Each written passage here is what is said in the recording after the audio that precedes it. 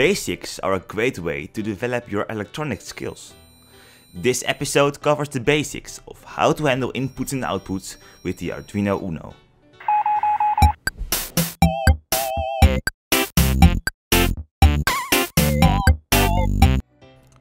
Arduino is an open source electronics prototyping platform based on the flexible, easy to use hardware and software.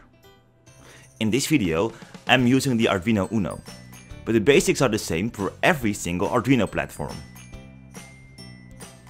To provide the Arduino with enough current, it's either connected to the DC socket or using the USB connector on the board. The chip is the main processor in the platform. It executes your code and controls your input and output. On the left side there's a row of pins, including the 5 volts, ground and analog ones. These analog pins can measure any voltage between 0 and 5 volts. These pins enable the Arduino to translate analog signals to binary numbers, which is used for most of the sensors on the market. These are the digital pins. They can be used as input or output. Here is the reset button. Pressing this will reset your Arduino. Pretty straightforward. The USB cable is used for both supplying power and communicating with the computer.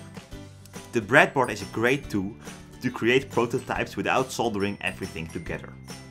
The pins inside the breadboard are vertically connected and the horizontal ones are separated from each other. Using jumper wires in the breadboard, creating electronics is a piece of cake. Now we know what the Arduino is, we can create our first simple project. Every single Arduino circuit starts with an input, in our case a button. Then the button is hooked up to the Arduino using jumper wires. The output module is a piezo buzzer. We also need a 10k ohm resistor to pull down the current of the 5 volt wire between the button and the Arduino. In the next basics video I will explain the function of this pull down resistor. Every button has 4 pins. 2 on the left side and 2 on the right side. Only when the button is pressed, the left and right side of the button are connected and a current can pass. The button is plugged in the breadboard. We also install all the wires. A black wire is always used as a connection to the ground pin. The red wire is used as a connection to the 5 volts pin. In the circuit we use a green wire as a signal wire. You can see that the green wire is always connected to ground because of the breadboard. Only when the button is pressed, the 5 volts wire is connected with the green wire. The green wire is attached to pin 7 on the Arduino. The piezo buzzer has 2 pins. One should be connected to ground and the other should be connected to the Arduino. In our case, pin 11. I assume that you have already installed the Arduino IDE and the drivers for your operating system. Otherwise, take a look at the Arduino website. www.arduino.cc. Time to take a look at the code we are using. We start with declaring the pins used in the circuit. In this case, pin 7 for the button pin. We assume that the button state is low in the beginning.